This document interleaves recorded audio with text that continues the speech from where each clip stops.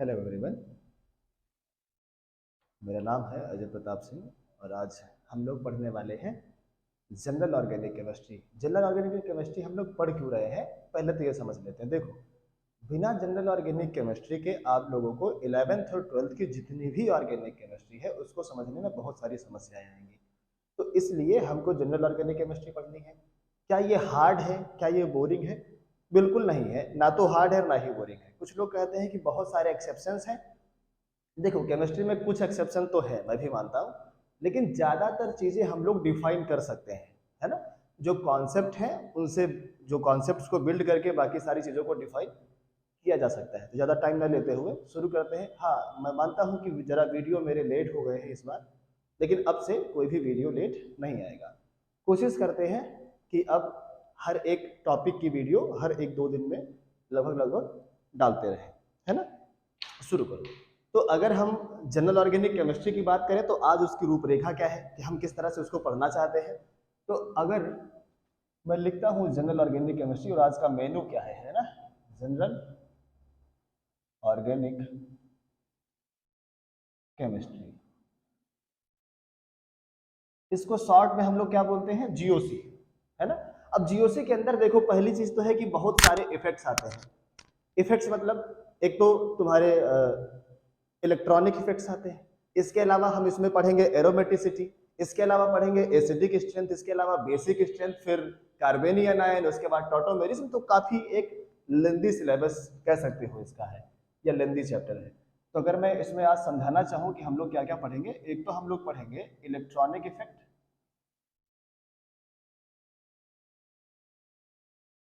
देखो, कॉपी और पेन लेके बैठना, क्योंकि बहुत सारी इंपॉर्टेंट चीजें आएंगी। और अगर आप लोग जनरल ऑर्गेनिक केमिस्ट्री वास्तव में मन लगा के पढ़ लें, मैं गारंटी लेता हूं कि ऑर्गेनिक केमिस्ट्री बहुत इजी लगेगी, क्योंकि रिएक्शंस फिर याद नहीं करनी पड़ेगी, कुछ भी लर्न नहीं करना पड़ेगा। सारी चीजें अपने आप दिमाग से तुम सॉल्व कर पाओगे, है ना। तो हम लोग एक चीज तो पढ़ रहे हैं इलेक्ट्रॉनिक इफेक्ट्स को, जो कि हम आज पढ़ेंगे। इसके अलावा दूसरी चीज क्या है, देखो, दूसरी चीज है तुम्हारी एरोमेटिसिटी, है ना, एरोमेटिसिटी। तीसरी चीज है तुम्हारा एसिडिक स्ट्रेंथ। इसके अलावा हम लोग पढ़ेंगे बेसिक स्ट्रेंथ। इसके अलावा हम लोग पढ़ेंगे कार्बेनियन आयन या कार्बन आयन, इसको हम लोग सी नेगेटिव लिखते हैं, है ना। इसके अलावा सिक्स्थ जो है वो तुम्हारा है टॉटोमरीज।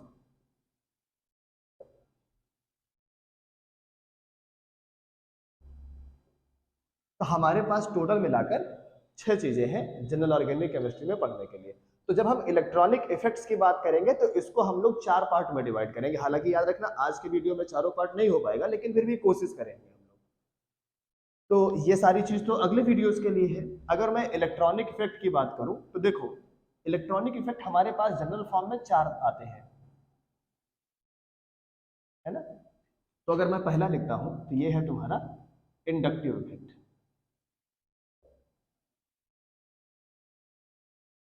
ठीक है। दूसरा कौन सा आएगा? दूसरा आप लोग तो शायद इतना तो नॉलेज होगा क्योंकि 11th में आ गए हो। दूसरा है मेसोमेरिक इफेक्ट।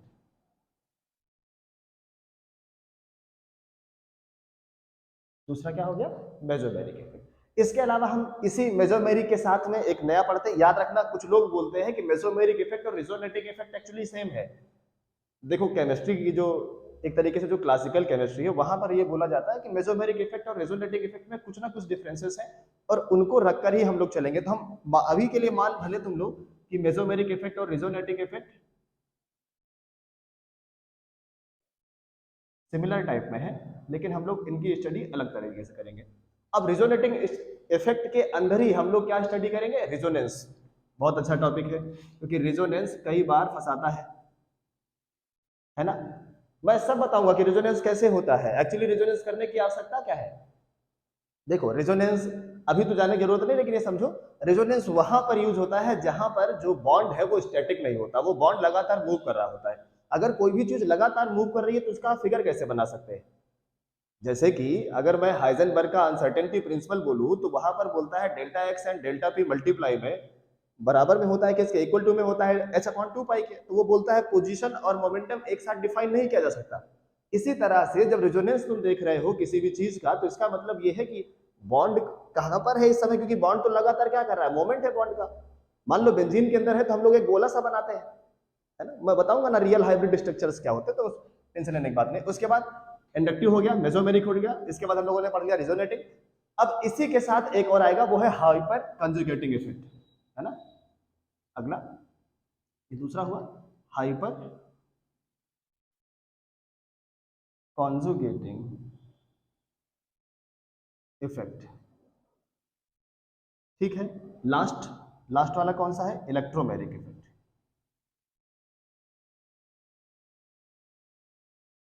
ठीक है, इनमें से कुछ परमानेंट इफेक्ट है और कुछ टेम्परेरी इफेक्ट है। तो टेम्परेरी कौन से हैं, याद रखना, जितने हम लोगों ने चार ऊपर देखे हैं ये सब हैं परमानेंट, और अगर मैं इसकी बात करूं सिर्फ एक की, तो ये है तुम्हारा टेम्परेरी।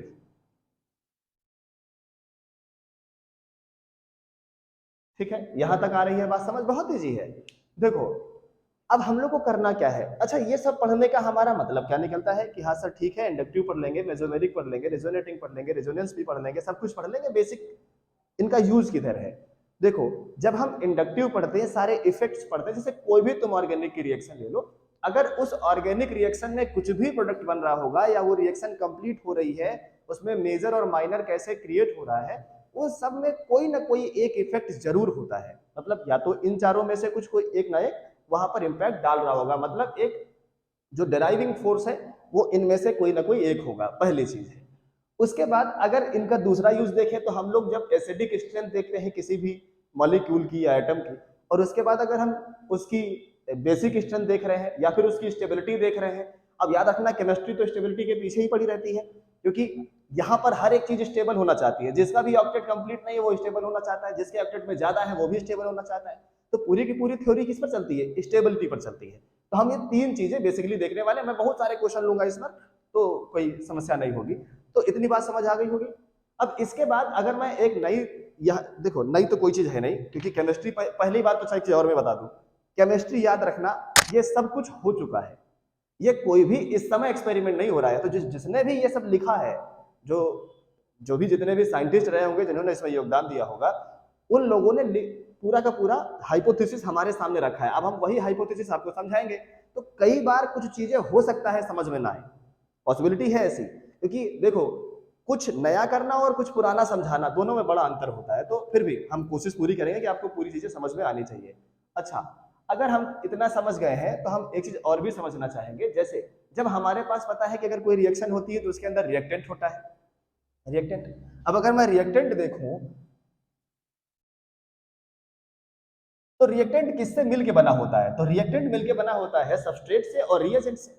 सबस्ट्रेट क्या है, which is being attacked, reagent क्या है, विच इज अटैकिंग, है ना, समझ आ रही बात। अच्छा अभी मैं बोलूंगा ना कि ऐसा क्यों हो रहा है, तो उसका रीजन या तो आप लोग देंगे या तो फिर मैं तो दूंगा ही। तो हम लोग यहाँ पर रिएक्टेंट को लिख सकते हैं सबस्ट्रेट प्लस रिएजेंट, और हमको मिलता क्या है यहां से बच्चों, तो हमको मिल जाता है इंटरमीडिएट, और इस इंटरमीडिएट के बाद ही हमको क्या मिल जाता है, प्रोडक्ट। आ रही है बात समझ में। अच्छा सबस्ट्रेट क्या मैंने बोला था, अभी याद करो, सबस्ट्रेट मैंने बोला था सबस्ट्रेट होता है विच इज बीइंग अटैक्ड, और रिएजेंट क्या है, which is attacking, which attacks, है ना। ऐसा क्यों हो रहा है, ये इंटरमीडिएट क्या है, प्रोडक्ट तो पता है, रिएक्टेंट भी पता था। एक चीज समझो, ध्यान से समझना, जब हम किसी भी सबस्ट्रेट को लेते हैं हमारे पास कोई दो चीजें हैं, उनको हमने मिलाया है, तो उसमें कोई ना कोई एक सबस्ट्रेट होगा और कोई ना कोई एक रिएजेंट होगा। तो रिएजेंट सबस्ट्रेट पर अटैक करेगा, लेकिन कहां पर अटैक करेगा, कोई लोकल, मतलब ऐसा तो है ना जीपीएस सिस्टम ऑन किया और हमको पता है कि बस यही एक पॉइंट है जहां पर अटैक हो सकता है। सपोज करो रिएजेंट ने कहीं पर भी अटैक किया तो इंटरमीडिएट फॉर्म हुआ, तो इससे पता क्या चला, रिएक्शन हमको कैसे पता चली कि रिएक्शन स्टेबल है, ये जो हम चाहते थे वही प्रोडक्ट मिला है। कई बार तो होता है कि हम केमिस्ट्री में बहुत सारी चीजें करते हैं, जो हम चाहते हैं वो मिलता नहीं, दूसरी चीज मिल जाती है ना। तो अगर मैं यहां बोलूं तो याद रखना वो रिएक्शन ज्यादा स्टेबल होगी जिसका इंटरमीडिएट ज्यादा स्टेबल होगा, मतलब higher the stability of intermediate the getting the probability of getting the product is higher. आ रही है बात समझ? या जो प्रोडक्ट तुमको मिल रहा है वो भी कितना होगा? स्टेबल होगा, बहुत ज्यादा स्टेबल होगा। तो अगर मैं कहूं, यहां पर एक पॉइंट लिख लेना, higher the stability of intermediate, higher the stability of product. इतनी बात समझ आ गई होगी, उम्मीद है इसमें किसी को कोई दिक्कत नहीं होगी। अच्छा, अगर इतना समझ गए हो तो अब हम लोग एक अपना इफेक्ट उठा लें, कौन सा? इंडक्टिव इफेक्ट, और उसको समझने की पूरी पूरी कोशिश की जाए। तो उसमें हम लोग डेफिनेशन भी देखेंगे कि कैसे डेफिनेशन होती है, किस तरह से वर्क होता है, उसके एप्लीकेशंस क्या है, कैरेक्टरिस्टिक्स क्या है, सारी चीजें। तो अगर मैं इसको रफ कर दूं एक साइड से, इतनी चीजों को,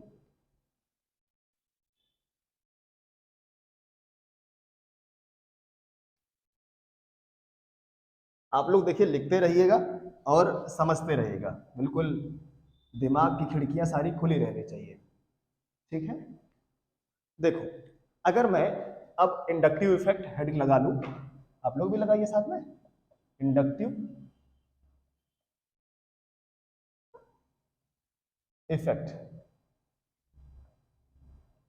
देखो, मैं भी आऊंगा कि इंडक्टिव इफेक्ट दो टाइप के होते हैं, एक तो प्लस इंडक्टिव इफेक्ट होता है, एक दूसरा माइनस आई होता है, तो उन चीजों पर भी आएंगे। लेकिन डेफिनेशन कहती है, इसकी डेफिनेशन क्या है, पहले डेफिनेशन समझते हैं। Permanent partial displacement of sigma electron pair towards more electronegative, what electronegative element is known as inductive effect. तो अगर मैं लिखूं इसको तो तुम कह सकते हो परमानेंट कॉमा,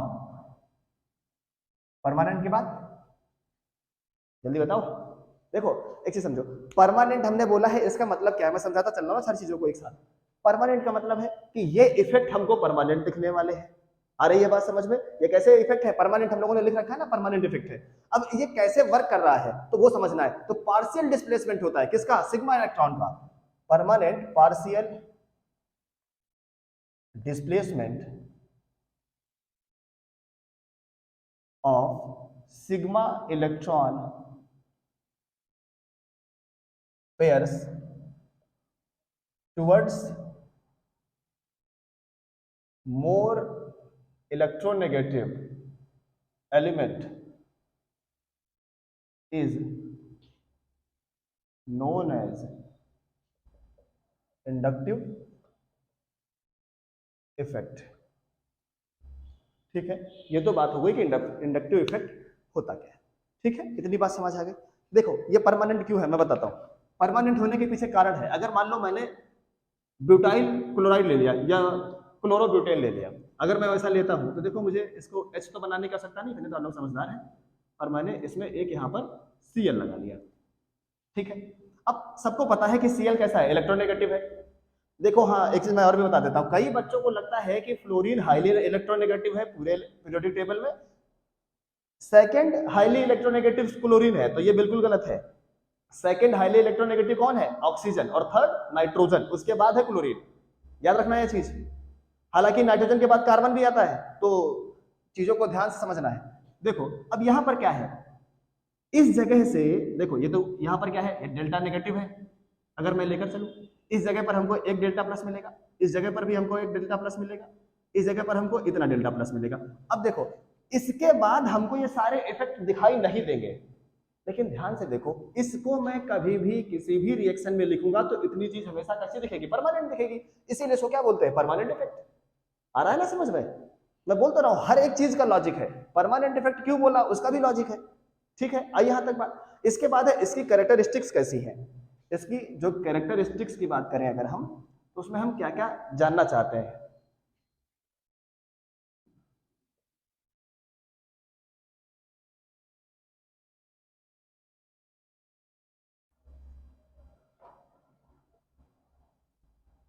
कैरेक्टरिस्टिक्स, देखो, कैरेक्टरिस्टिक्स में पहली कैरेक्टरिस्टिक्स इसकी कहती है कि जो ये इफेक्ट है ये किस तरह से आता है, तो तुम लिख सकते हो it occurs due to electronegativity difference. क्या लिख सकते हो?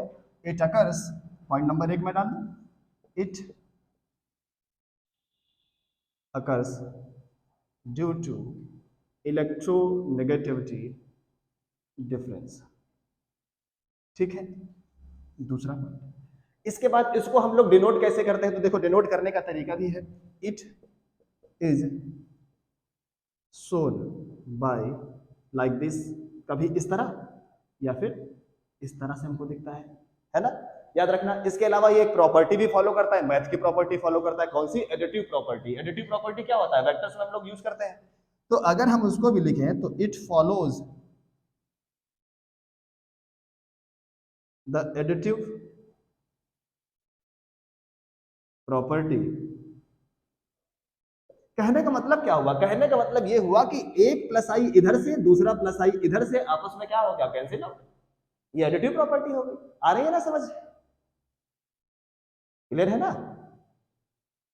अच्छा, इसके बाद अगर हम और आगे चले तो ये कैसे होता है, याद रखना, ये जो पूरा का पूरा फिनोमेना चल रहा है इंडक्टिव इफेक्ट का, ये हमेशा और हमेशा किसमें होता है? तो लिख देना, it can be operated in the presence of sigma electron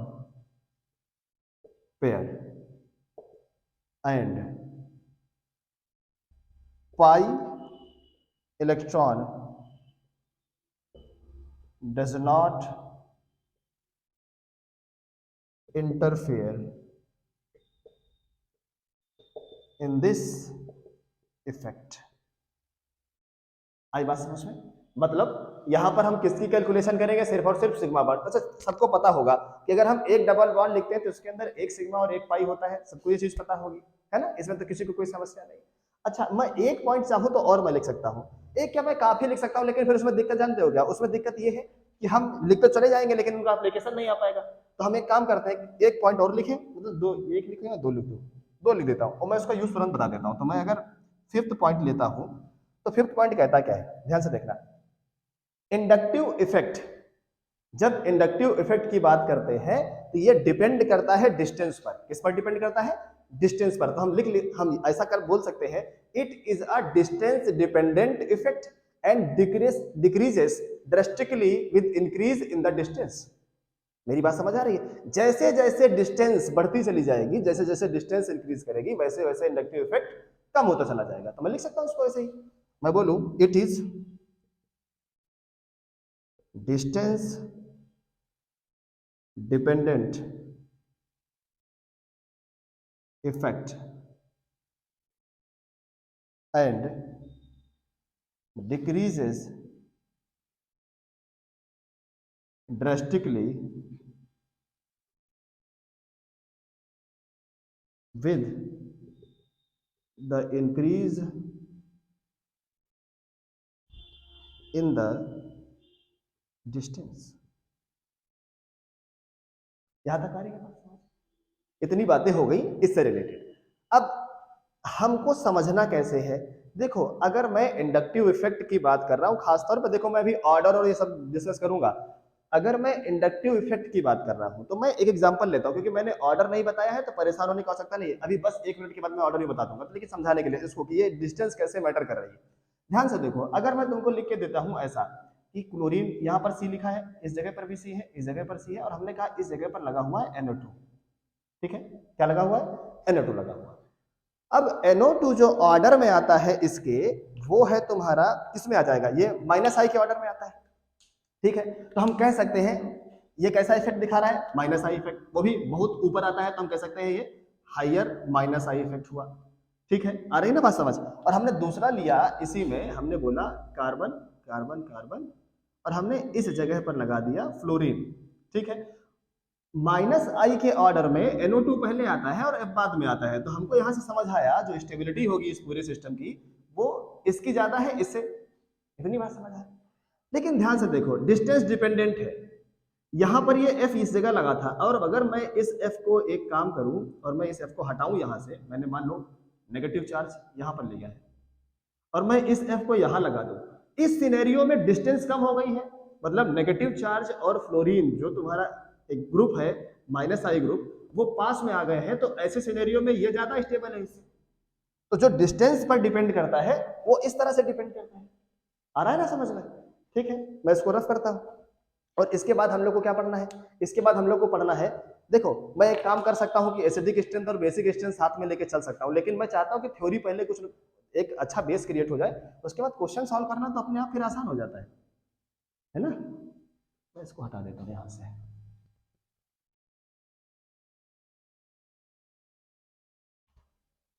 बच्चों केमिस्ट्री या पीसीएम की अगर मैं बात करूं, ये तीनों चीजें अगर हम लोग पढ़ते हैं तो हमको सिर्फ और सिर्फ एक चीज की जरूरत है। वो क्या है? कि कैसे हो रहा है, रीजन क्या है, इसके पीछे का लॉजिक क्या है, और हम प्रूव कैसे करें, और जो जो चीज हम बोल रहे हैं उसको सेटिस्फाई कैसे करवाएं कि हाँ बिल्कुल जो हमने बोला है वही चीज सही है, बाकी चीजें तो गड़बड़ है ना? तो देखो इसको समझने के कई सारे तरीके हैं। कैसे तरीके हैं? पहले तो मैं आई इफेक्ट, क्योंकि हम लोगों ने इंडक्टिव इफेक्ट तो समझ ही लिया है क्या होता है, फिर से मैं बता देता हूं वो क्या था। याद करो, डेफिनेशन मेरे साथ बोलना। क्या था? Permanent partial displacement of sigma electron pair towards electronegative element is known as inductive effect. ठीक है, अब अगर हम आई इफेक्ट को या इंडक्टिव इफेक्ट, इसको हम लोग दो पार्ट में डिवाइड करें। एक तो मैंने तुमको बता दिया कि ये है प्लस आई इफेक्ट, और दूसरा मैंने बोला ये है माइनस आई इफेक्ट। ठीक है, इस तरह की हमारे पास दो इफेक्ट आए। अब इन दोनों इफेक्ट्स में क्या, किस तरह से इसका फंक्शन है, वर्क कैसे करते हैं, हम कैसे पहचानेंगे कि यहाँ पर प्लस आई है माइनस आई है? तो देखो, एक तो है कि मैं इनका ऑर्डर दूंगा, दैट मीन्स ग्रुप वाला ऑर्डर दूंगा। इसके अलावा दूसरी चीज जो तुम्हारी आने वाली है वो मैं तुमको साथ बता सकता हूँ। अगर मैं प्लस आई इफेक्ट की बात करूं, इसका मतलब होता है इलेक्ट्रॉन रिलीज कर रहा है। क्या कर रहा है? Electron releasing group. अगर मैं प्लस आई लिखता हूं, मेरा मार्कर गायब हुआ, हाँ, अगर मैं इसको लिखूं तो मैं लिख सकता हूं इलेक्ट्रॉन रिलीजिंग ग्रुप। ठीक है, और अगर मैं इसकी बात करूं तो इसका मतलब होता है इलेक्ट्रॉन विथड्रॉइंग ग्रुप। ठीक है, अब इलेक्ट्रॉन रिलीजिंग का मतलब क्या हुआ बच्चा? सो देखो, ये चीज तो बहुत बेसिक है कि इलेक्ट्रॉन रिलीज कौन करेगा, इलेक्ट्रॉन विड्रॉ कौन करेगा, दोनों में अंतर तो पता ही होगा भाई। अगर इलेक्ट्रॉन विड्रॉइंग बोल रहा हूं, इसका मतलब क्या है? नेगेटिव। और अगर मैं इलेक्ट्रॉन देखो, अगर मैं इलेक्ट्रॉन रिलीज बोल रहा हूं, इसका मतलब डोनेट कर रहा है, तो वैसे समझ लो ये डोनेट कर रहा है, ये डोनेटिंग वाला ग्रुप है, और ये वाला विड्रॉ कर रहा है, एक्सेप्ट करता है। अरे ये बात समझ लो। देखो, मैं छोटी छोटी चीजों पर जोर क्यों दे रहा हूं? क्योंकि जब तुम क्वेश्चन सॉल्व करो तुम्हारे दिमाग में कोई तरीके का क्या ना हो, डाउट नहीं होना चाहिए, है ना? देखो, अब अगर मैं और इसके आगे चलता हूं, तो अगर मैं समझना चाहूं, क्या समझना चाहूं कि इनकी जो जो इनका ऑर्डर आता है कि प्लस आई का ऑर्डर क्या है, माइनस आई का ऑर्डर है, तो ये किस तरह से वर्क करता है, तो तुम इसको भी साथ में लेके चलो। तो अगर मैं कहूं तो इसके अंदर बताओ जरा, चार्ज कैसा आएगा? अगर मैं प्लस बोल रहा हूं तो इसका मतलब इसको माइनस की आवश्यकता होगी, तो हर जगह पर हमको क्या दिखेगा? कार्बनियन आयन दिखाई देगा। कार्बन आयन समझते हो ना, सी के ऊपर माइनस चार्ज। और जब मैं कार्बन या कार्बोकैटायन बोलता हूं तो इसका मतलब क्या है? सी के ऊपर प्लस चार्ज है। और जब मैं कार्बनियन आयन बोलता हूं तो सी के ऊपर माइनस चार्ज है ना? अगर मैंने अभी उल्टा बोला था तो उसको समझ लेना। अब जरा ध्यान से देखो, अगर मैं प्लस आई इफेक्ट की बात करूं तो इसमें सबसे पहले आता है मेथाइल कार्बोकैटायन। कौन आता है? Methyl carbocation. तो मैं ऑर्डर में लिखना शुरू करता हूं, तो तुम लोग ग्रेटर देन का साइन लगाना। मैं लिख सकता हूं CH2, इसके ऊपर नेगेटिव का साइन, इज ग्रेटर देन। इसके बाद NH आता है। कौन आता है? NH आता है, तो मैं NH लिख लूं, नेगेटिव। इसके बाद O आता है, इसके ऊपर नेगेटिव। इसके बाद COO आता है, इसके ऊपर भी नेगेटिव। इसके बाद चार और आएंगे। चार कौन से हैं? एक तो मैं टर्सेरी अल्केन ले सकता हूं। टर्सेरी अल्केन समझ रहे हो ना? मतलब कार्बन के साथ कितने कार्बन जुड़े हैं? 3। मतलब CH3, CH3 और CH3, यहां पर नेगेटिव चार्ज। देखो, बातें समझ आनी चाहिए, वरना फिर मेरे को पढ़ाने में मजा कम आता है ना? इतना आ गया, यहां तक समझ आ रहा है? इसके बाद अब मैं इसका मैंने टर्सरी ले लिया, 3 डिग्री हो गया। अगर सेकेंडरी लो इसका, तो मेरे पास आ जाएगा CH3, CH3 और ऊपर एक प्लस, मतलब हाइड्रोजन, और यहाँ पर नेगेटिव। इसके बाद इसका सेकेंडरी हो गया। अब प्राइमरी अगर ले लेता हूँ तो CH3 CH2 ले सकता हूँ ना बच्चों। अच्छा तो मैं उसी तरह लिख दूँ, कोई बात नहीं, मैं लिख देता हूँ। ये लो, मैं इसको ऐसा लिख दूँ CCH3, यहाँ पर H और यहाँ पर भी H, इस जगह पर plus charge, sorry negative charge आ रहा है, नेगेटिव चार्ज। यहाँ तक आई बात समझ में। और लास्ट में तुम्हारा क्या बच जाएगा, लास्ट में बच जाएगा CH3 नेगेटिव। आ रही है यहाँ पर पास। अब इसके बाद अगर हम माइनस आई इफेक्ट की बात करें, देखो ये ऑर्डर याद करना जरूरी है, याद रखना केमिस्ट्री समझने वाली चीज तो है ही, लेकिन याद करने वाली भी चीज है। तो अगर तुमको ये ऑर्डर याद नहीं रहेगा तो काफी सारी चीजें तुम्हारे दिमाग से निकलेंगी, तो बिल्कुल याद रखना सारी चीजों को। उसके बाद है, अगर हम माइनस आई इफेक्ट के ऑर्डर की तरफ जाए तो इसमें हम लोग सबसे पहले लेते हैं N F F and F, यहाँ पर प्लस चार्ज, इसके बाद N सिंगल बॉन्ड। यहां पर देखो अब तो तुम्हारे पास दो कितने आ जाएंगे, R आ जाएगा, मतलब मिथाइल ग्रुप लगा लूंगा मैं 3 ठो। यहां पर मैं CH3 लिख लूंगा, इस जगह पर CH3, इस जगह पर भी CH3 और इस जगह पर प्लस चार्ज। अब इसके बाद हाइड्रोजन आ जाएगा N,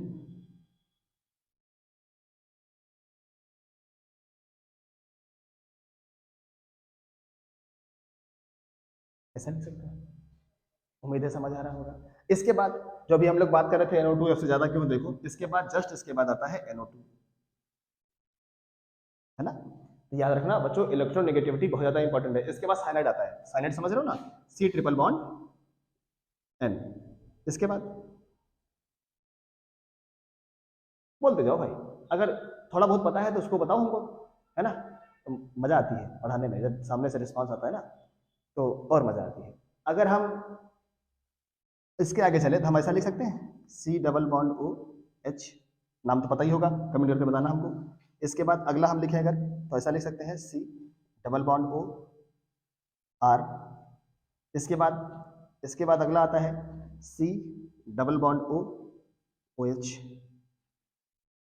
समझ रहे हो ना, कोई दिक्कत तो नहीं है यहाँ तक किसी को, ठीक है। इसके बाद हमारे सारे के सारे क्या आते हैं, हेलोजन, मतलब फ्लोरीन, क्लोरीन, ब्रोमीन और आयोडीन, 4 आ गए। अब तुम जरा ध्यान से देखो, अभी जो मैं समझा रहा था इससे पहले डिस्टेंस कैसे मैटर करती थी, तो वहां पर देखो NO2 ज्यादा, प्लस आई इफेक्ट किसका ज्यादा है, NO2 का, और F का तो कम है NO2 की तुलना में, तो हम कह सकते हैं कि इसका कम है और उसका ज्यादा है। इसीलिए मैं बता रहा था, देखो NO2 था तो लग रहा था कि मेजर होगा, मतलब स्टेबल ज्यादा होगा, लेकिन हम लोगों ने फ्लोरीन को माना, क्यों, क्योंकि डिस्टेंस कम थी।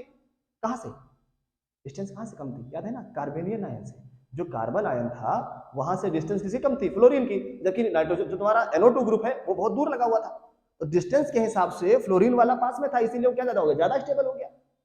आ रहा है ना समझ में।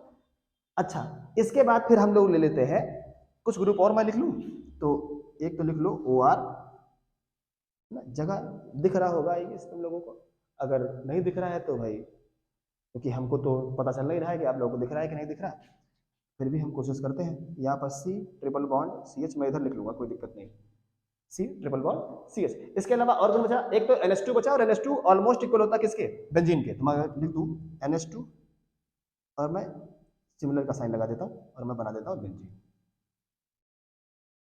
ऐसे, ठीक है। इसके बाद बच्चों कौन आता है, हाइड्रोजन, लेकिन मैं एक चीज यहीं पर जोड़ के चलूंगा, इससे पहले ड्यूटेरियम आएगा, उसके बाद हाइड्रोजन आएगा, ठीक है। कई लोग ड्यूटेरियम की बात नहीं करते, लेकिन हमेशा जनरली मैंने देखा है बहुत सारे क्वेश्चन ड्यूटेरियम पर फॉर्म होते हैं। तो ये तो हमारा हो गया कि जो प्लस आई ग्रुप है, ये क्या है, ये प्लस आई ग्रुप के सारे एग्जांपल्स, ये क्या है, माइनस आई ग्रुप हो गया। तो अब हम अगर इन पर क्वेश्चंस करना चाहे बच्चों तो कैसे क्वेश्चन लेंगे, तो देखो क्वेश्चन तो करना ही है, तो अब क्वेश्चंस कम से कम 4 या 5 क्वेश्चन डिस्कस कर लें हम लोग, और उसके बाद फिर इसके आगे की कहानी पढ़ी जाएगी, ठीक है। आ रहा है समझ में।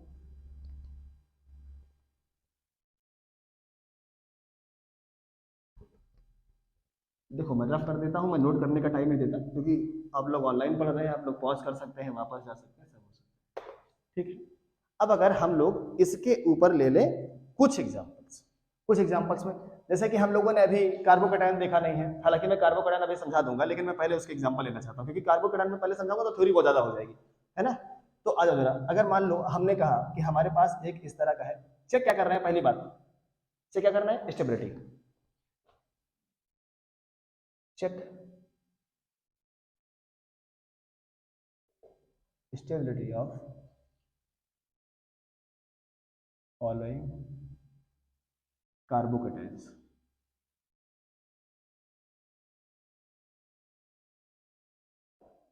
ठीक है, हमको चेक करना है। अब हम इसमें पहला एग्जांपल ले रहे हैं। हमने कहा कि एक हमारे पास 3 डिग्री है,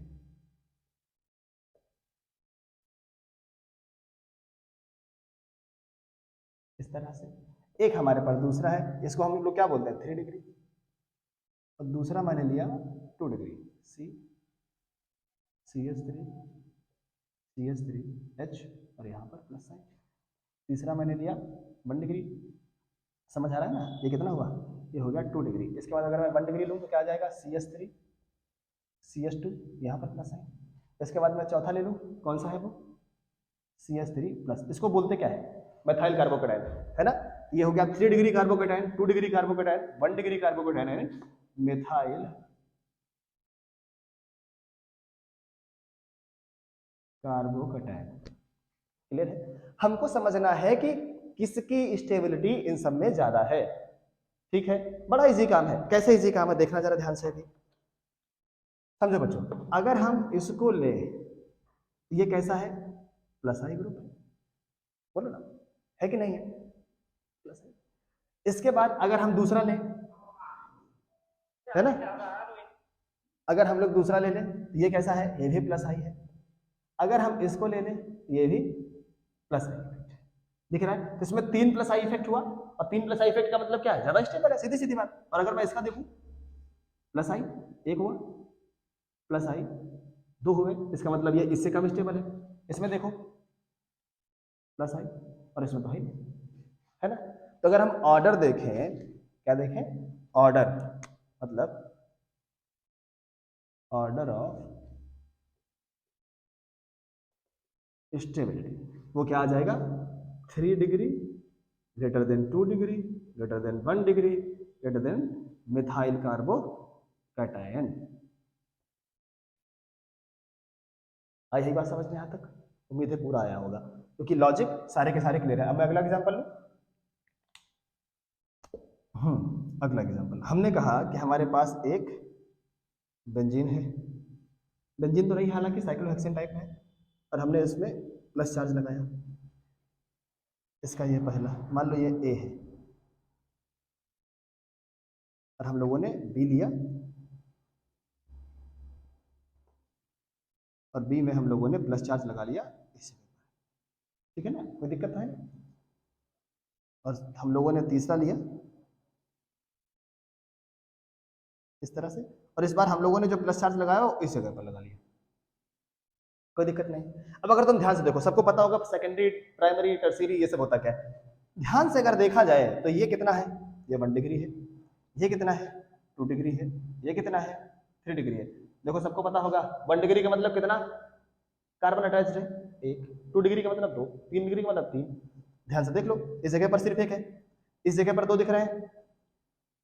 देखो BLN बॉन्ड लाइन नोटेशन तो आना ही चाहिए, अगर वो नहीं आएगा तो कई बार दिक्कतें आएंगी। क्योंकि यहाँ पर देखो कितने कार्बन अटैच है, एक यहाँ पर, 2, 3, और एक यहाँ पर 4 अटैच है, मतलब 4 कार्बन का है स्ट्रक्चर, तो क्या मानेंगे टर्सरी। तो इस हिसाब से यहाँ पर सबसे ज्यादा स्टेबल कौन हुआ, हम लोग कह सकते हैं स्टेबिलिटी ऑर्डर हुआ इसका,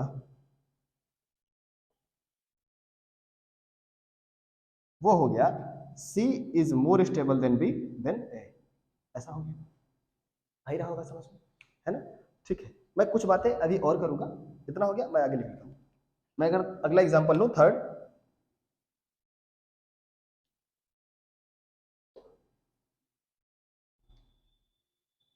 एग्जांपल क्या कहता है, समझ रहा हूँ। अगर मैं थर्ड एग्जांपल की बात करूँ तो मैंने मान लो ड्यूटेरियम ले लिया है, ठीक है, कार्बन एक डी, डी और डी, मैंने प्लस चार्ज यहाँ बोला। दूसरा लिया मैंने, इसको मैं ए बोल दूँ, दूसरा मैंने लिया कार्बन और हाइड्रोजन का प्लस चार्ज। अब मैंने तुमसे पूछा कि which is more stable in A and B, ठीक है। अभी याद करो, हम लोगों ने अभी इंडक्टिव इफेक्ट्स के ऑर्डर लिखे हैं, तो प्लस आई वाले में अगर तुम ध्यान से देखो तो डी पहले आया था एच के। देखो इसका भी रीजन है कि डी एच के पहले क्यों आया, मैं रीजन दे सकता हूं, बशर्ते आपको समझ आना चाहिए। क्योंकि अगर देखो कुछ बच्चे ऐसे होते हैं ना, उनको सिर्फ और सिर्फ उतना मतलब होता है जितना उनके बोर्ड के एग्जाम्स में आता है, उनको आने वाले समय से मतलब है ही नहीं। तो अगर आप लोग इच्छुक है तो मैं बता दूं, देखो डी और एच में अंतर क्या है। अगर मैं डी और हाइड्रोजन मतलब इसकी अगर मैं लेंथ बात करूं, एक सिंगल बॉन्ड की बात करूं जब डी के साथ आता है, तो इसकी बॉन्ड एनर्जी एक्चुअली ज्यादा होती है किससे, हाइड्रोजन से। यही एक कारण है कि इसका प्लस इफेक्ट ज्यादा होता है ना। या इसके एक कोफिशिएंट भी आता है तो वो ज्यादा रहता है, क्योंकि ये कैसे करता है, मान लो डी का जो एटॉमिक साइज है वो बड़ा है हाइड्रोजन से, तो वो जो ऑसिलेशन करता है तो उसका ऑसिलेशन कम रहता है किसका, डी का, तो वो ओवरलैपिंग ज्यादा करेगा, इसका मतलब बॉन्ड इसका ज्यादा स्ट्रांग होगा। और अगर मैं हाइड्रोजन की बात करूं तो वो ओवरलैपिंग कम करता है, मतलब ओवरलैपिंग ज्यादा करता है, बहुत दूर तक ऑसिलेशन हो रहा है। तो उसको समझने में बॉन्ड एनर्जी समझ लो, क्योंकि ड्यूटेरियम बॉन्ड की बॉन्ड एनर्जी ज्यादा होती है हाइड्रोजन से, इसलिए इसका प्लस इफेक्ट ज्यादा होता है इससे। अगर मैं यहां पर बात करूं तो याद रखना, यहां पर फर्स्ट वाला स्टेबिलिटी ऑर्डर हो गया इसका,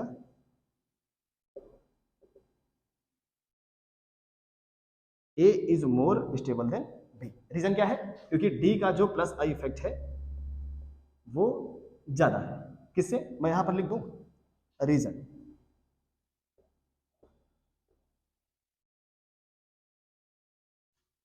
रीजन है बिकॉज प्लस आई इफेक्ट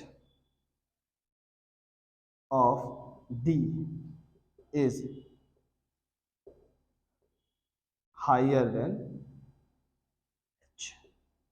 ठीक है, आ रहा है समझ, लॉजिक समझ आ रहा है। देखो कुछ भी एक्सेप्शन अभी तक तो आया नहीं। हाँ मैं मानता हूँ एक आधे एक्सेप्शन केमिस्ट्री में तो है ही। देखो जब भी केमिस्ट्री पढ़ोगे तो थोड़े बहुत उनको दिख ही जाएगा एक्सेप्शन, है ना। यहाँ तक आ गया तो मैं रफ कर दूं, आप लोग स्क्रीनशॉट ले लो इसका, ले लिया, चले आगे। चलो वीडियो हो सकता है थोड़ा लंबी हो जाए, क्योंकि मैं कोशिश करूंगा कि प्लस आई इफेक्ट पूरा का पूरा खत्म हो जाए, वो भी प्रॉपर तरीके से, मतलब कुछ भी ना छूटे, यहाँ से लेके जेई मेंस तक एडवांस तक कुछ भी ना छूटना, छूटना ही नहीं चाहिए, है ना। एक बार पढ़ो और काम खत्म हो जाना चाहिए, ज्यादा तीन झम ना हो। देखो जरा चौथा एग्जांपल मैं ले रहा हूँ। मैंने कहा कि मेरे पास एक बार तो जो कार्बोकेटायन है वो इस तरह का है, कैसे, मैंने लिखा सी, मैं आर लिख दूँ, चलो अच्छा मैं CH3 लिखता हूँ, क्योंकि कई बच्चे फिर आर में कंफ्यूज होंगे।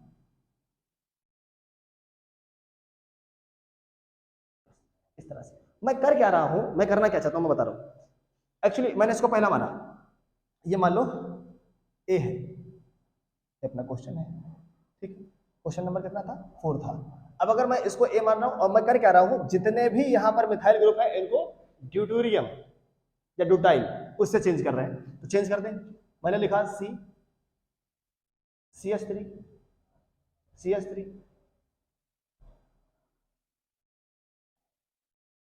CD3 CH2 plus. अगला मैंने लिखा सी, ये हो गया तुम्हारा बी, CH3 CH3, सॉरी एक और चेंज करना है, तो मैंने इसको भी रिप्लेस किया CD से, और यहाँ पर CD था ही पहले, है ना, और यहाँ पर है CH2 प्लस। और अगला मैंने लिखा इसी में, वो क्या है C CD3 one by one सबको रिप्लेस करना था, CH2 प्लस, इतना हो गया। फिर से पूछ रहा है विच is more stable in ABCD, है ना। अब तो सबको रीजन पता ही चल गया है। अगर मैं इसकी बात करूं तो ये सबसे कम स्टेबल होगा, क्यों, क्योंकि हाइड्रोजन या फिर मिथाइल की अगर बात कर रहा हूं मैं, क्योंकि हाइड्रोजन ड्यूटेरियम से कम स्टेबल है। आ रहा है ना समझ में, या स्टेबल की बात ही छोड़ दो, क्योंकि हाइड्रोजन ड्यूटेरियम से कम प्लस आई इफेक्ट दिखाता है, इसीलिए स्टेबिलिटी इसकी सबसे कम और इसकी सबसे ज्यादा, क्योंकि इसके पास सबसे ज्यादा CD ग्रुप है ना, या ड्यूटाइल ग्रुप है इसके पास, तो हम लिख सकते हैं इसका डी स्टेबिलिटी ऑर्डर।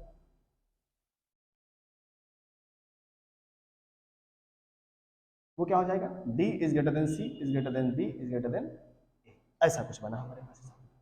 ठीक है, आ गया समझ में, मेरे को पता है सबको आएगा, कोई बहुत बड़ी बात नहीं है। मेरा ये गिर गया था, हाँ। और अगर मैं आगे चलूं, इससे भी आगे चलते हैं, तो देखो इतने एग्जांपल सफिशिएंट है, जैसे और एग्जांपल मैं ले सकता हूं, मैं चाहूं तो एसिडिक स्ट्रेंथ भी बता सकता हूं यहाँ पर, है ना, लेकिन मैं चाह के एसिडिक स्ट्रेंथ और स्टेबिलिटी को एक साथ नहीं बता रहा, क्योंकि मैं अंतर बताना चाहूंगा दोनों में कि कैसे कैसे निकलते हैं, वरना फिर हो जाएगा हौच पौच। हटा दूं मैं इसको?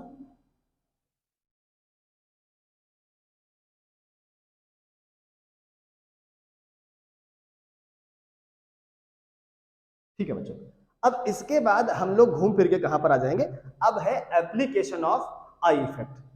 जो हम इंडक्टिव इफेक्ट पढ़ रहे हैं उसका एप्लीकेशन क्या है, तो हम लोग अब शुरू करते हैं एप्लीकेशन ऑफ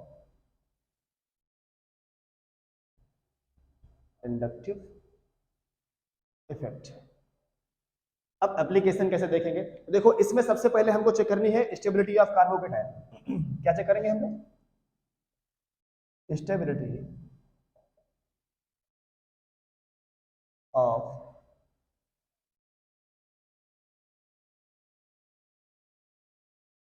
कार्बोकेटायन। तो हमको पहले कार्बोकेटायन के बारे में कुछ जानकारी होनी चाहिए, अदरवाइज हम कैसे समझें? तो पहले तो हमको पता हो कि कार्बोकेटायन होता कैसा है ना? देखो आप लोगों ने शायद हाइब्रिडाइजेशन पढ़ा हो, तो वहां पर पता होगा sp3 sp2 sp और ये सब, और वहां पर परसेंट एस कैरेक्टर की भी बात होती है। देखो अभी मैंने तो खैर हालांकि ऑनलाइन तो पढ़ाया नहीं है, लेकिन मैं पढ़ाऊंगा तो वहां पर आप लोगों को पता चलेगा कि हम लोग एक्चुअली स्टेबिलिटी ऑर्डर प्लस आई या जो माइनस आई इफेक्ट आता है वहां से परसेंट एस कैरेक्टर से उसको जज कर सकते हैं। मतलब जिसका परसेंट एस कैरेक्टर ज्यादा, समझ रहे हो ना, उसकी स्टेबिलिटी आ रहा है ना? तो वो अभी क्योंकि पढ़ाया नहीं तो मैं उसकी ज्यादा बातचीत करूंगा नहीं। अगर मैं कार्बोकेटायन का फिगर बनाता हूं तो वो कैसा बनेगा, ध्यान से देखना। अभी कार्बोकेटायन ये तुम्हारा रहा कार्बन, और कार्बन से मैंने एक मिथाइल ग्रुप ऐड किया आर, मैंने इसको R1 बोल देता हूँ।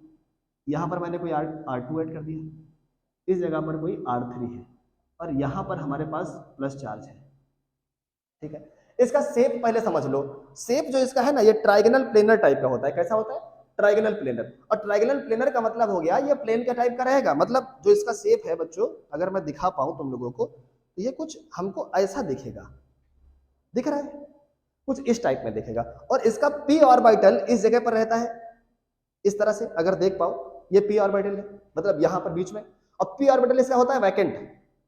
आ रही ना बात समझ? तो p ऑर्बिटल अगर हम बनाएं इसमें, तो p ऑर्बिटल बनता है वैकेंट। आ रही ना बात समझ? याद रखना, p ऑर्बिटल में कोई भी इलेक्ट्रॉन या कुछ भी है नहीं, तो ये वैकेंट है। हो रहा है ना बात? देखो अब वैकेंट p और मैं लिख दूं वैकेंट p ऑर्बिटल। हम अगर इसकी, हाँ मैंने शेप तो शायद बता दी है, तो मैं शेप लिख लेता हूं फटाफट। इसका शेप है कैसा? Trigonal planar. क्लियर है? कैसा है? Trigonal planar. अब अगर मैं स्टेबिलिटी की बात करूं, इसकी स्टेबिलिटी में क्या क्या चीजें आएंगी, तो पहली चीज जो आएगी इसमें बच्चों, पहली चीज क्या है कि ये एक तरीके से रिएक्शन इंटरमीडिएट होता है। क्या होता है? Reaction intermediate. देखिए अगर आपको ये सब नहीं पता होगा तो आप जब nucleophilic substitution reactions, electrophilic substitution reactions पढ़ेंगे, वहां पर आपको नहीं समझ आएंगी बातें, क्योंकि जब तक जीओसी आपकी मजबूत नहीं होगी तब तक आपका ऑर्गेनिक केमिस्ट्री अच्छा हो ही नहीं सकता है। आपको पता होना चाहिए कि जो कार्बोकैटायन है वो किस तरह से फंक्शन करता है, उसके अंदर कितने लोन पेयर है, कितने बॉन्ड पेयर है, कितने अनपेयर्ड इलेक्ट्रॉन्स हैं, सारी चीजें पता होनी चाहिए। अगर मैं इसके आगे बात करूं तो ये क्या होता है? Highly unstable intermediate. ठीक है, तीसरी चीज जो लाइफ स्पैम है इसका, वो कहता होता है बहुत शॉर्ट होता है। ठीक है, चौथी चीज इसमें जो नंबर ऑफ लोन पेयर है वो कितने होते हैं? 0 होते हैं। याद रखनी है सारी चीजें। देखो मैं तो पढ़ा ही रहा हूं, लेकिन आप लोगों को फिर भी याद रखना है। और अगली चीज है नंबर ऑफ बॉन्ड पेयर कितने होंगे? नंबर ऑफ बॉन्ड पेयर, तो वो होते हैं 3, है ना? उसके बाद अगली चीज नंबर ऑफ अनपेयर्ड इलेक्ट्रॉन, ये भी 0।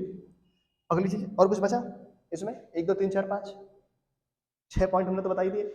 इसके अलावा चाहो तो एक पॉइंट हम और लिखवा सकते हैं, लेकिन जरूरत हो तो लिखो, वरना जरूरत है भी नहीं।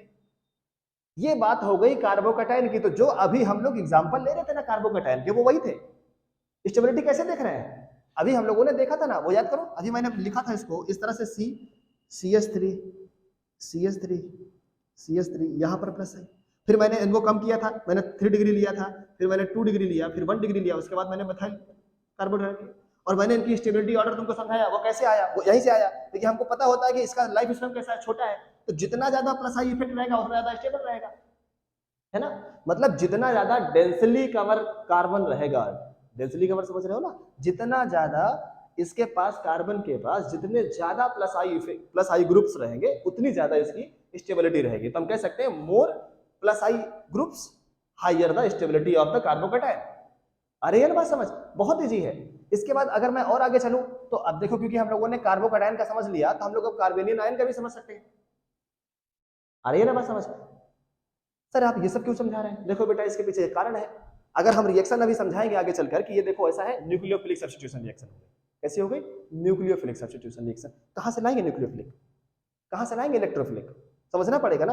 अगर मैं कहूं ये कैसा है, इलेक्ट्रॉन डेफिशिएंट है या इलेक्ट्रॉन इसके पास इलेक्ट्रॉन ज्यादा है या कम है, सोचो ना।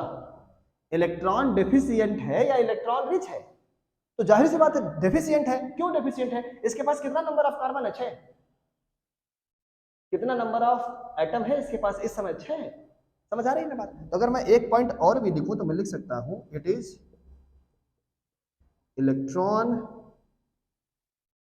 Deficient, that means it acts like electrophile. देखा एक टर्म यूज हुआ, इलेक्ट्रोफाइल। अब याद रखना इलेक्ट्रोफाइल की जब कभी भी बात हो तो तुम कार्बोकैटायन समझोगे, है ना।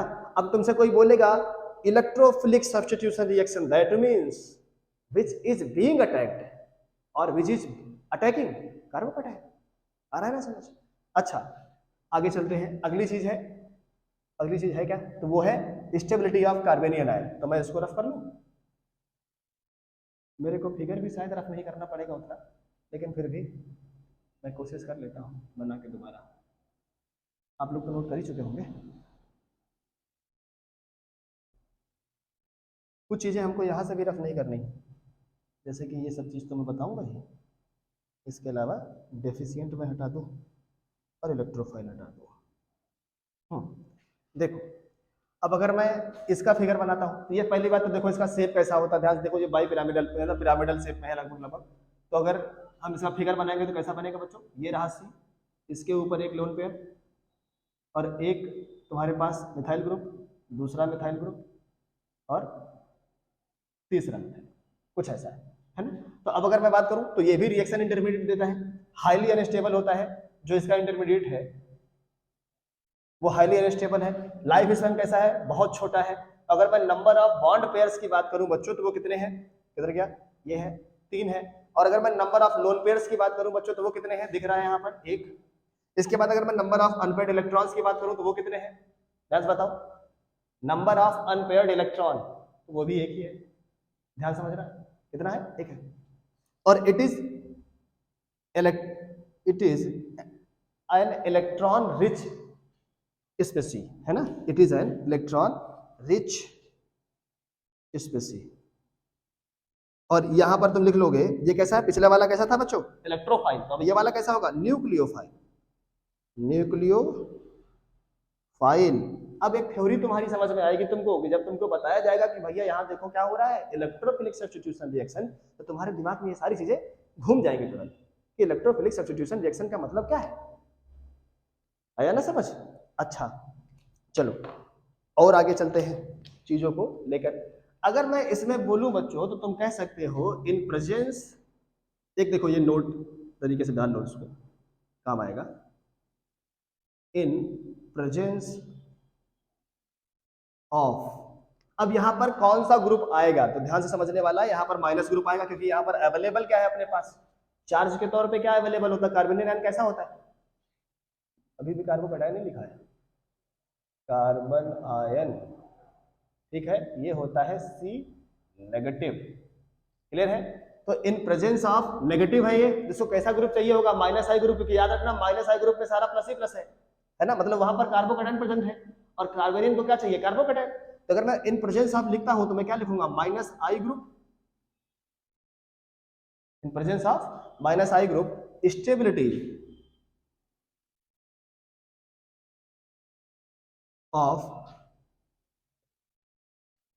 ऑफ कार्बेनियन आयन,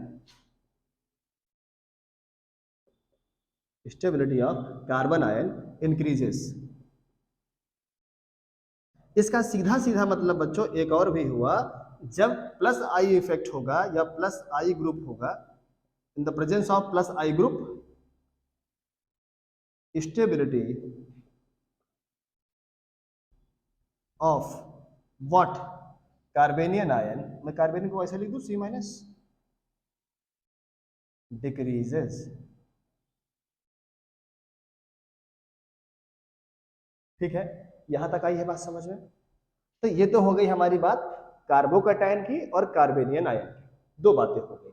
अब इसके बाद ठीक है सर, ये सब तो पता चल गया, अब हम स्टेबिलिटी कैसे देखेंगे सर। तो बिल्कुल बच्चों देखो, उसको भी हम समझा देंगे। अगर मैं एग्जांपल लूं इस जगह पर, और मैं पहला एग्जांपल ले लूं, मैंने तुमसे बोला कार्बन कार्बन कार्बन, देखो कोई भी बच्चा ये नहीं बोलेगा कि यहाँ पर कार्बन की वैलेंसी कंप्लीट नहीं है। तो याद रखना हमेशा कार्बन की वैलेंसी कंप्लीट है, हम लोगों ने एच लगा रखा है वहां पर, इमेजिनरी एच है ना। इस जगह पर क्या है, NO2, हमने इसका पहले भी एग्जांपल लिया है, तो मैं अब यहाँ पर समझा रहा हूँ। अब दूसरा क्या है, इसका A हमने बोला और B हमारे पास दिया है C C C, यहाँ पर F। ठीक है, तुमसे जो क्वेश्चन पूछ रहा है विच is more stable in A and B, ऐसा पूछा है। तो जब ऐसा पूछेगा तो तुम तुरंत कहोगे क्योंकि सर NO2 का प्लस आई इफेक्ट ज्यादा है किससे, फ्लोरीन से, इसलिए A is more stable than B। हमेशा रीजन के साथ, जब कभी भी बोलते हो कि ऐसा होगा तो रीजन हमेशा साथ में देना है।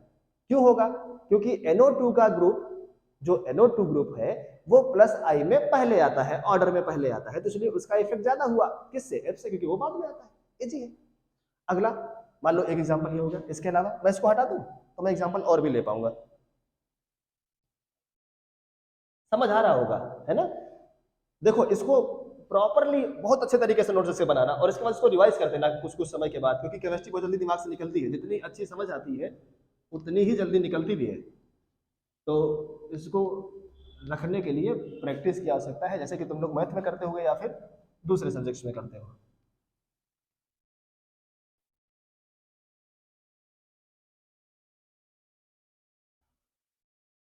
यहां तक आई है बात। अच्छा अगली चीज है, अगर मान लो मैं इसी का अगला एग्जांपल ले लूं, फिर से क्वेश्चन अपना वही है कि विच इज मोर स्टेबल, तो अगर मैं इसमें एक चीज ले लूं और उसमें एक है क्या, मतलब इस बार मैं ऐसा लिखता हूं, देखना जरा ध्यान से, सी सी सी, और मैंने यहाँ लिखा NO2, देखना अभी हम लोगों ने वही एग्जाम्पल लिया, मैं उसी को दोबारा ले रहा हूँ। दूसरा मैंने लिखा, अच्छा मैंने नेगेटिव चार्ज नहीं लगाया ना बच्चा, भाई बता दिया करो कि नेगेटिव चार्ज भी है इस जगह पर, है ना, यहाँ पर भी नेगेटिव चार्ज, और मैंने दूसरा लगाया सी सी सी, और मैंने फ्लोरीन इस जगह लगाया नेगेटिव चार्ज के थोड़ा सा पास, किसका दिया उधर, है ना। अब जो मैं शुरुआत में बोल रहा था कि डिस्टेंस मैटर करती है, कि it is a distance dependent group, है ना, या डिस्टेंस डिपेंडेंट इफेक्ट। तो अगर मैं यहाँ पर देखूं, ये 1 और 2 को तो हटा दूं, मैं इसको A मान लूं, ये क्वेश्चन नंबर 2 है, और इसको मैं B मान लूं, फिर से सवाल तुम्हारा सेम है, विच इज मोर स्टेबल। तो क्या बोलोगे इस बार स्टेबल कौन है, ए या फिर बी। इस बार बी है, क्यों, क्योंकि कार्बेनियन आयन के पास में कौन है, एफ, जितना पास में इफेक्ट उतना ज्यादा स्टेबल। आई बात समझ। तो अगर मैं इसकी बात करूं तो तुम यहां पर बोल दोगे B is more stable than A, reason पता है, बिकॉज ऑफ द लेंथ। तो यहां पर चाहो तो लिख भी सकते हो, क्या लिख सकते हो, मैं एक पॉइंट भी डाल देता हूं, क्या डाल दूं point, distance is dominant over strength। आई है बात समझ। डिस्टेंस कैसी है बच्चों? डोमिनेंट है, किससे? स्ट्रेंथ से। अच्छा, अब इसके आगे और अगर कहानी लेकर चली जाए तो वो कैसे चलेगी? सोचने वाली बात है फिर से, क्योंकि ये तो बात हो गई सर, और कहानी का लेकर चलिए, क्योंकि और एग्जाम्पल लीजिए आप तो ले लेंगे, एक और दो हुआ है तो चार और एग्जाम्पल ले लें। हमने तुमसे एक चीज और बोली कि अगर मान लो नंबर ऑफ ग्रुप्स बढ़ जाते हैं, नंबर ऑफ ग्रुप्स कैसे बढ़ जाएंगे? तो मैं समझाता हूं उसको भी अभी। नंबर ऑफ ग्रुप्स का मतलब हुआ बच्चों कि अगर मान लो हमारे पास कुछ ऐसा दिया है, ऐसा, और हम तीसरा एग्जांपल ले रहे हैं, देखना, हमने कहा इस जगह पर नेगेटिव चार्ज है, या मैं 4 का ले लेता हूं, यहाँ पर नेगेटिव चार्ज, इस जगह पर हमारे पास, और फिर हमने दूसरा लिया, इसका ए है ये, और हमने बी लिया, और हमने बोला फिर से carbon carbon carbon carbon negative, ये कैसा है इसको बोलो जरा, पहले बोलते क्या है? कार्बेनियन आयन या कार्बन आयन, और हमने इस जगह पर फ्लोरीन लगाया। अभी किस स्टेबिलिटी किसकी ज्यादा है? जाहिर सी बात इसकी ज्यादा है, बिल्कुल ठीक। लेकिन मैंने किया क्या? मैंने कहा कि इस जगह पर एक एफ और लगाए। अब किसकी ज्यादा?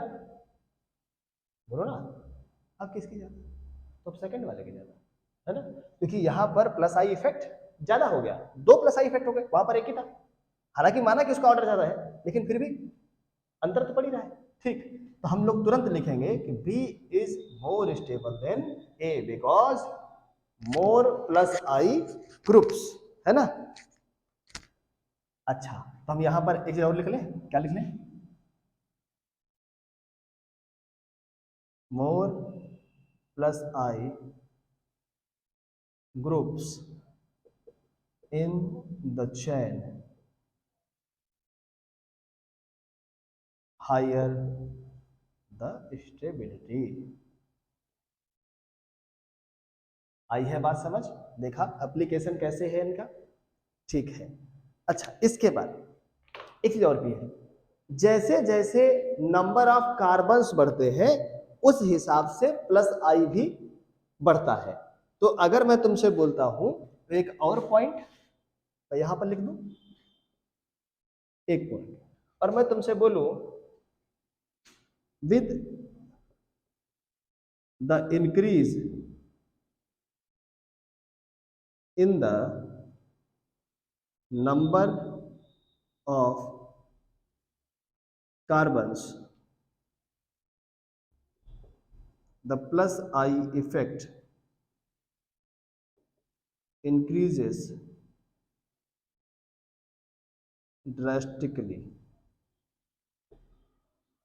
आई है बात समझ? कैसे इंक्रीज करता है? अगर कार्बन का नंबर बढ़ रहा है तो हमारा जो प्लस आई इफेक्ट है वो भी बढ़ेगा। हम इसको समझे कैसे सर? समझ लो, हम लोगों ने एक तो लिखा CH3 सिंगल बॉन्ड, दूसरा लिखा, ऐसे लिख दो, दूसरा है CH3 CH2, दूसरा हो गया, तीसरा हम लोगों ने लिखा CH3 CH2 CH2। समझ आ रहा है ना? ये क्या हो रहा है? Increase in carbons. समझ आ रहा है? इसका मतलब जो प्लस आई इफेक्ट है उसमें भी क्या हुआ? इंक्रीज हुआ। आ रहा होगा समझ में? अच्छा, एक चीज और भी समझ लेते हैं। जैसे अगर मान लो हमारे पास प्राइमरी सेकेंडरी टर्शियरी टाइप के आते हैं, तो उसमें कैसे, मान लो चेन तो सेम है लेकिन उन्हीं के कार्बन को हम आगे पीछे कर लें, तो वहां पर स्टेबिलिटी हम किस तरह से चेक कर पा रहे होंगे, ये भी हमें समझना होगा। तो अगर मान लो यहां पर दिख रहा होगा बच्चों, देखो, अगर मैं इस जगह पर एक एग्जांपल ले लेता हूं, मैंने कहा मेरे पास ये क्या है? ब्यूटेन। तो अगर मैं इस ब्यूटेन को, मैंने ये मान लो ए ले लिया और मैंने दूसरा लिया बी, और उसमें मैंने किया क्या है, मैंने इस कार्बन से सी जोड़ा, बाकी इस चैन को ऐसे रहने दिया। समझ आ रहा है? और मैंने फिर तीसरा लिया सी, यहां पर ले लेता, मैंने इस कार्बन से 2 जोड़ दिए और एक सी रखा। ठीक है, तुमसे पूछा कि कौन सा ज्यादा स्टेबल है, आराम से तुम बता सकते हो कि अगर 3 डिग्री है, ये अगर 2 डिग्री है, और ये अगर 1 डिग्री है। समझ आ रहा है ना? ये 3 डिग्री 2 डिग्री 1 डिग्री, तो इसका मतलब 3 ज्यादा स्ट्रांग है किससे? 1 से। यहां तक बात आई होगी समझ में? देखो, अब इसके बाद तुम लोगों को क्या करना है, पहले तो ये सारा कॉन्सेप्ट रिवाइज करना है, कोशिश करना कि वीडियो को आज देख लो, उसके बाद एक बार और कोशिश करो देखने की, और नोट्स बना लो, ठीक ठाक नोट्स बना लो, और उसके बाद इससे जितने भी रिलेटेड क्वेश्चंस हैं तुम्हारी बुक में उनको करने की कोशिश करो कि इंडक्टिव इफेक्ट किस तरह से यूज होता है। जितनी ज्यादा प्रैक्टिस करोगे उतना अच्छा रिजल्ट देखने को मिलेगा। और अगर आप लोग नए हैं, अभी बिल्कुल सीखना शुरू किया है, चीजों में दिक्कतें आती है, खुद को समय दो। ये मत उम्मीद करो कि एक ही दिन में बिल्कुल ताजमहल तैयार हो जाएगा, तो समय लगता है। जैसे कि कोई भी काम होता है, नॉर्मली कोई काम होता है, घर कैसे है, घर क्या पहले दिन में बन जाता है? अगर मान लो किसी ने प्लान किया कि नहीं नहीं मेरे को घर बनवाना है, तो दूसरे दिन घर बन जाता है? नहीं बनता है। लोग नींव खोदते हैं, फिर उसके ऊपर दीवारें बनती हैं, फिर छत पड़ती है, दुनियादारी होती है, फिर उसके बाद फुल्ली फर्निश्ड घर तैयार होता है, एक समय के बाद, बहुत सारी मेहनत के बाद। तो जो आप लोग ये काम करते ना प्रेशर कुकर वाला, कि बस आज पढ़ा, रात भर पढ़ लिया, बहुत जोश आ गया, ऐसा मत नहीं कर, ऐसा तो करने की आवश्यकता नहीं। धीरे धीरे पढ़ते रहो, आदत डालो कम से कम 6 घंटे पढ़ने की, है ना? तो इसके बाद हम लोग अगले वीडियो में मिलेंगे, और उसमें हम लोग कोशिश करेंगे कि इसके कुछ ना कुछ क्वेश्चंस कर ले और क्वेश्चन कर ले। हालांकि मेरे को अभी एसिडिक स्ट्रेंथ और बेसिक स्ट्रेंथ ये सब बताना है, और उसके बाद हम दूसरे जो इफेक्ट्स बचे तो हम कोशिश करेंगे हर एक वीडियो में एक इफेक्ट बातचीत करें उसकी। ठीक है, तब तक आप लोग पढ़ते रहिए और खुश रहिए।